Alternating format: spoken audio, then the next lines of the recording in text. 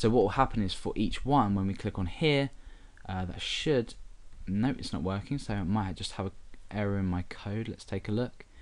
Min length equals, oh sorry, I've said this val, I'm going to say this cell. Refresh that, just click in here, and you see that we get an alert dialog with 5. So let's go ahead now and just get rid of that, and we'll go ahead and refresh and click on this one here, and you can see that we've got 10. So what we're doing is we're successfully selecting the unique minimum length for any field that we sort of click onto, and that's going to be useful because we want to add this span afterwards. Now there's a few things we need to check for. The first one is if the minimum length doesn't equal 0. The second one is if the minimum length is greater than 0, because obviously we can't specify a minimum length of 0. And also we want to check that the length of it is not or is less than the minimum length. So let's go ahead and create our if statement, and we'll sort of put what I've said into practice. Let's bring that down, and inside of our condition we need to say if min length doesn't equal 0, because we obviously want to add the span afterwards if the min length is you know, has some kind of value. And also when the min length is if the min length is greater than 0, because we don't want our users to specify a min length of 0.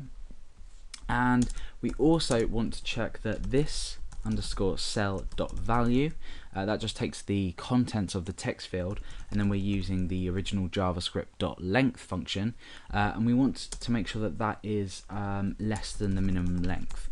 And essentially what this is going to do is it's not going to show the span if the text is greater than the specified minimum length. Like I said earlier in the example, we don't want to keep pestering our users with a message if their text is over the minimum length. So if all these are true, we want to go ahead and use this underscore cell dot after. We're using the after function. What this is essentially going to do is add an element straight or directly after this element here. Let's just go ahead and refresh that to get rid of our previous code. So after, what do we want to add? Well, we want to add a span or a couple of span tags. So with this, when we click on this, the span tags will be generated. Let's just go ahead and put some test content in there for now, and press F5.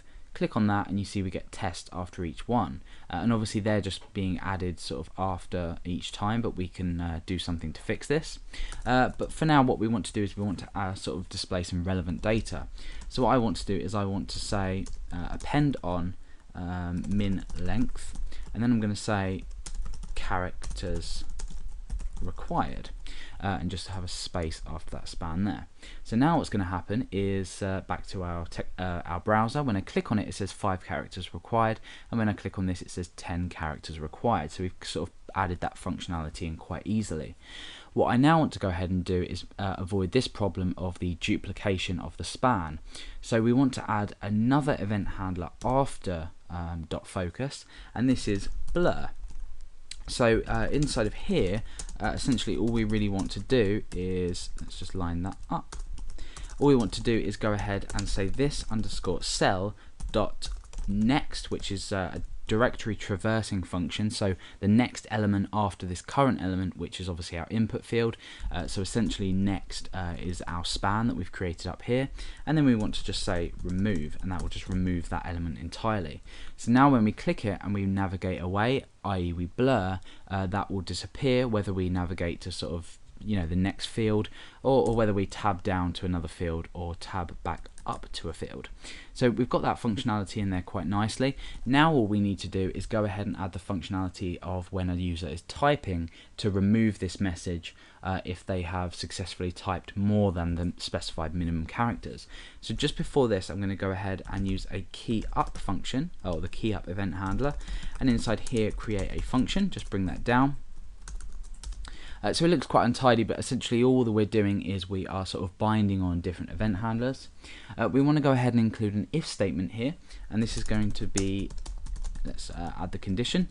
It's going to be if this underscore cell, remember selecting the current thing, or the current element, dot value dot length, so the length as we specified up here, we use the same thing. It'd probably be better to go ahead and put this in a variable somewhere, but for now, obviously because we're focusing on then we're sort of using the length, we need to sort of regenerate this data. If it's greater than or equal to the minimum length, i.e. has the user typed either exactly 5 characters or exactly 10 characters or more characters, then we can go ahead and use this this underscore cell dot next dot remove, as we did down here as we blurred away. So if the current length of the value is greater than or equal to the minimum length specified, we remove the span as well. So now, as well as clicking in and removing it as we blur out, when we type something in here, so some text, you can see that it's removed. So for example, Alex, let's just get rid of that. As we were to come in here and say Alex, there we go, so it removes it. And then obviously when we tab down and we click back in, because we've deleted this text, it says 5 characters required.